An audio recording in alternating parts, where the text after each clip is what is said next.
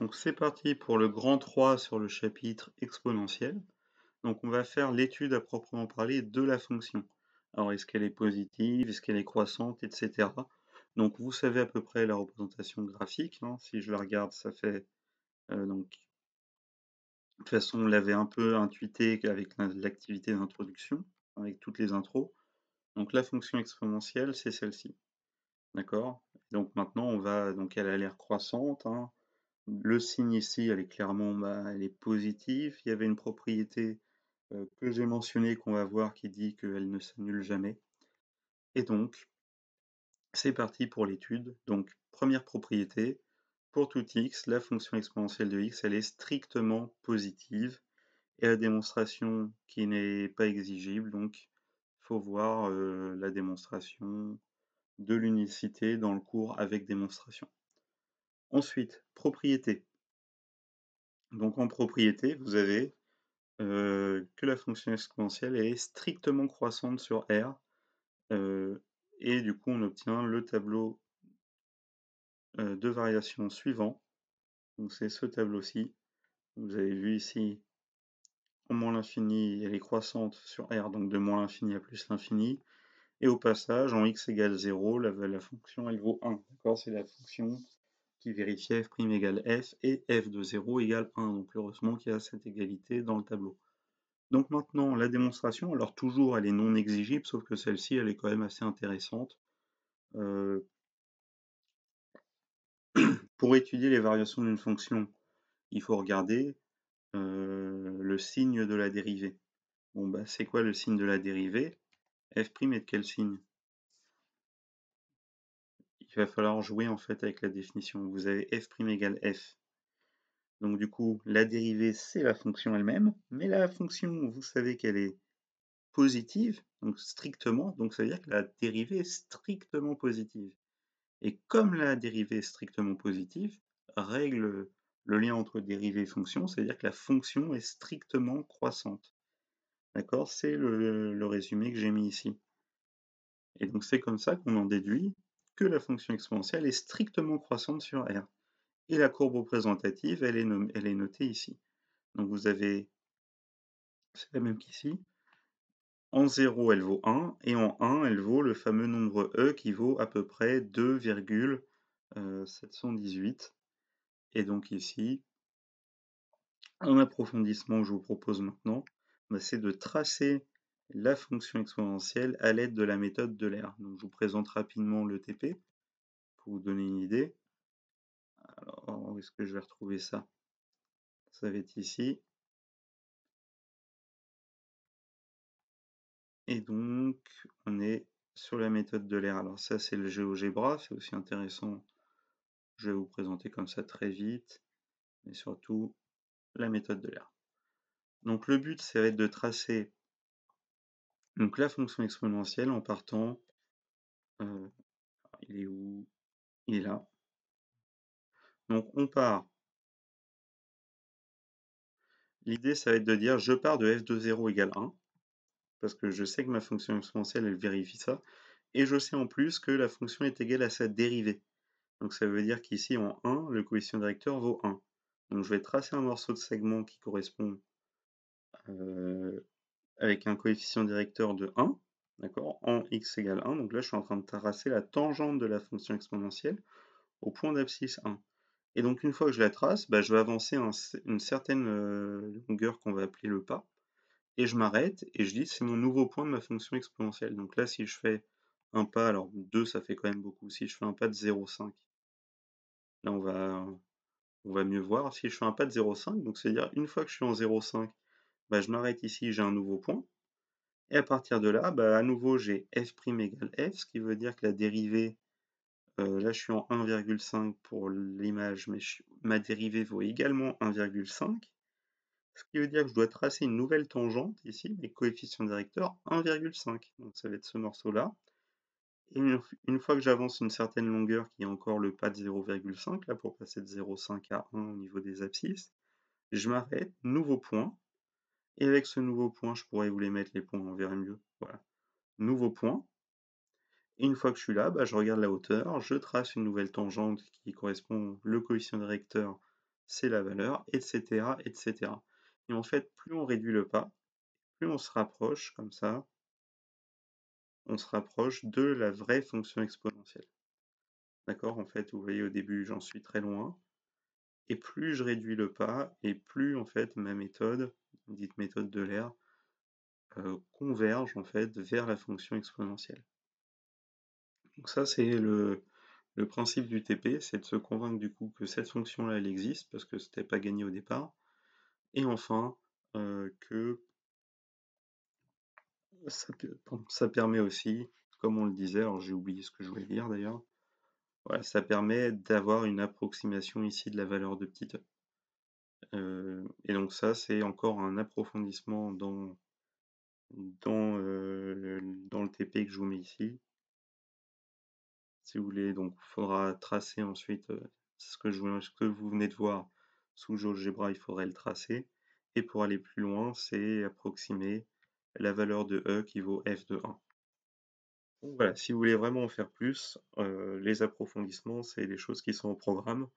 Donc c'est des attendus pour ceux qui veulent vraiment envisager d'aller à un niveau d'expertise plus loin, notamment maths expert. Si vous voulez faire ça, c'est intéressant d'aller taper dans ces approfondissements. Donc revenons maintenant sur notre chapitre, sur le cours, et donc des propriétés maintenant. Alors il y aura un petit exercice là, donc je vais vous le mettre. Je ne sais pas encore si je vais vous le demander tout de suite. En tout cas, ça c'est un exercice intéressant. C'est vous devez tracer la tangente au point d'abscisse 1, la tangente au point d'abscisse 1, pardon, on est là, tangente au point d'abscisse 0. Vous allez voir qu'elles se croisent, et donc j'aimerais bien connaître les coordonnées du point d'intersection. Ça, je vous le donnerai en exercice. Ce sera précisé quand je vous le donnerai. Donc, suite du cours. Donc, les propriétés suivantes. Vous avez pour tout réel A et B, vous avez ceci. Si j'ai exponentielle de A égale exponentielle de B, alors c'est équivalent à dire que A égale B.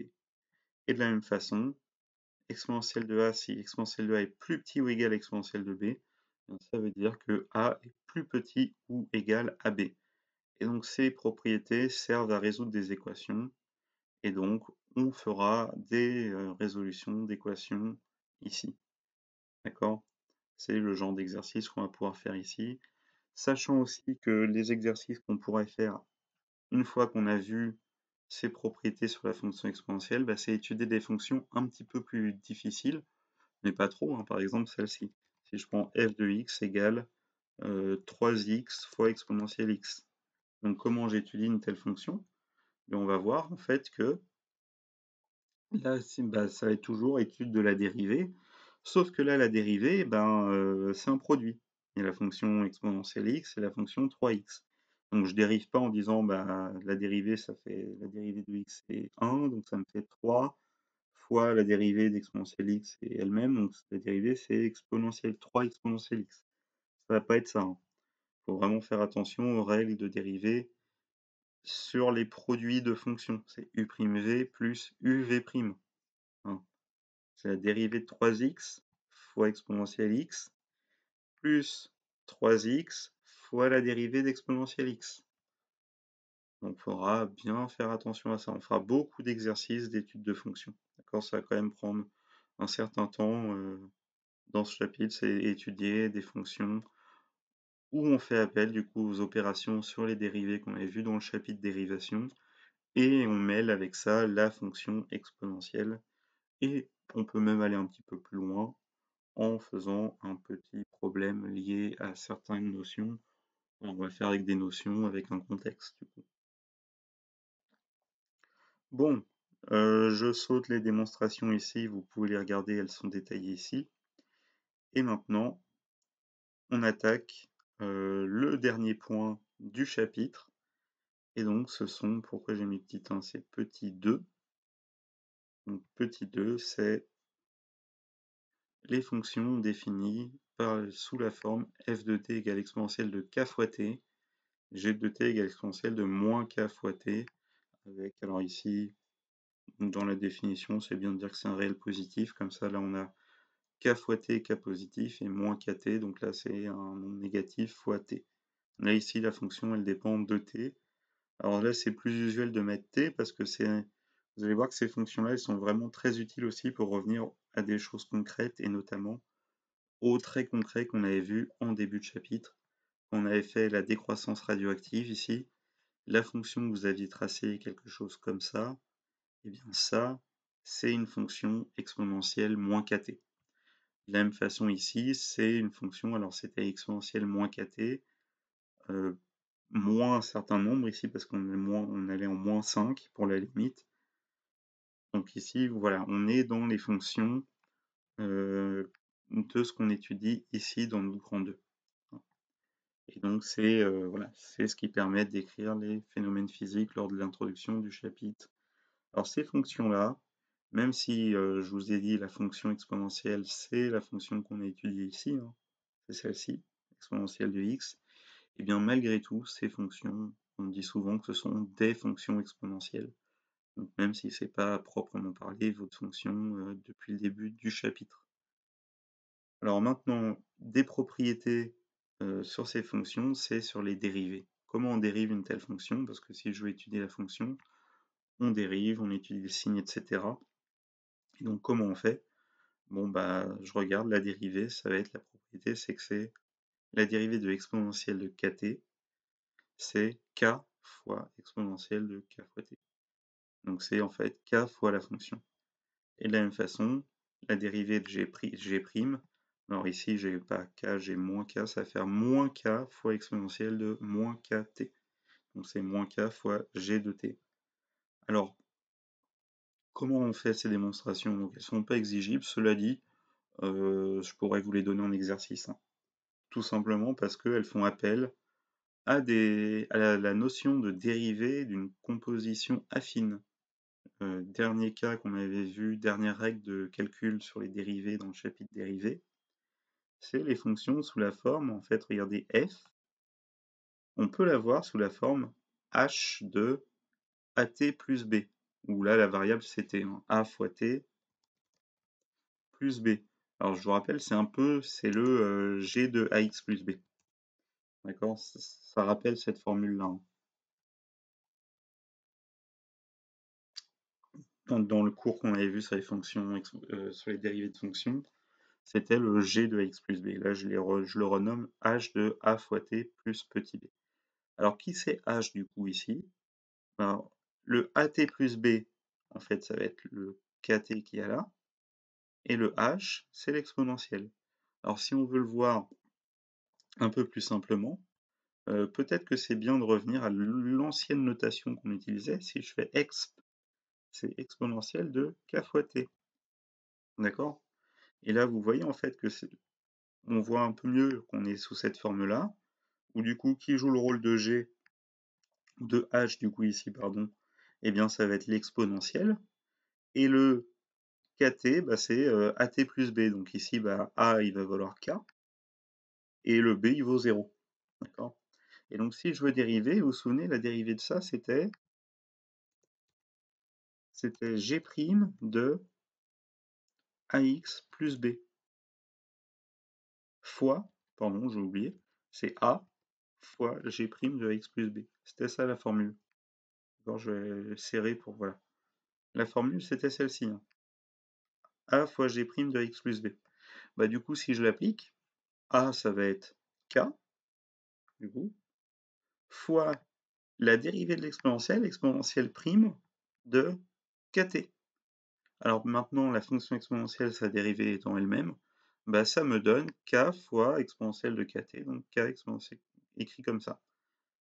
D'où le résultat. D'accord? Donc en fait, c'est simplement, on applique la formule de la dérivée d'une composition affine. Ok? Et de la même façon, on peut montrer que g' ici, c'est moins k exponentielle de moins kt. Voilà, donc ces fonctions vérifient. Alors quand vous regardez ça, euh, la deuxième partie de l'égalité, quand je note f' de t et ici le k fois f de t, eh bien en fait, ça reprend ce qu'on notait ici. Ce qu'on reprenait par exemple ici, n' égale moins a fois n. Ici, vous voyez, il y avait la dérivée qui est égale à moins a fois la fonction. Donc là, par exemple, on est dans le cas de la fonction g. La fonction g ici, on obtient g', c'est moins un nombre fois la fonction.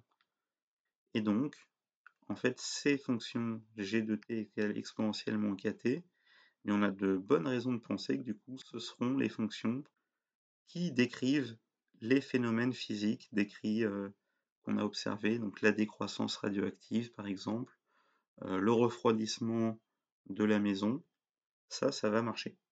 Et donc, si vous regardez du coup les propriétés, donc ici, alors, une dernière propriété du chapitre, et aussi au passage on met les représentations graphiques. Donc là, vous avez respectivement les représentations de f et g, donc exponentielle kx, exponentielle moins kx. Là, j'ai changé, voilà, j'ai mis x au lieu de t. Donc, quand k est positif, j'obtiens une exponentielle dite croissante. Et donc là, la fonction kx associée exponentielle kx est strictement croissante. Et quand k est négatif, pardon, ou plutôt quand on obtient ici une valeur négative devant le x, donc là, moins k, c'est une quantité négative, et bien ici, j'obtiens une exponentielle décroissante. Et là, ça correspond vraiment à la décroissance radioactive, par exemple. D'accord? Et donc, c'est la fin du chapitre, en tout cas la fin du cours. Je pourrais vous donner en exercice la démonstration de cette propriété-là, qui n'est pas très compliquée, mais qui est intéressante parce qu'elle fait appel aux propriétés précédentes ici, aux propriétés notamment celle-ci, le fait que l'exponentielle elle-même est strictement positive. Et donc ensuite, ça permettra donc de faire des petites propriétés là-dessus. Et maintenant qu'on a vu ces fonctions-là, on va aussi pouvoir faire des exercices un petit peu problématisés sur les fonctions exponentielles. En tout cas, le cours est terminé. Et donc maintenant, il y aura un certain nombre d'exercices que je vous donnerai. Alors toujours pareil, ce sera écrit sur Pronote.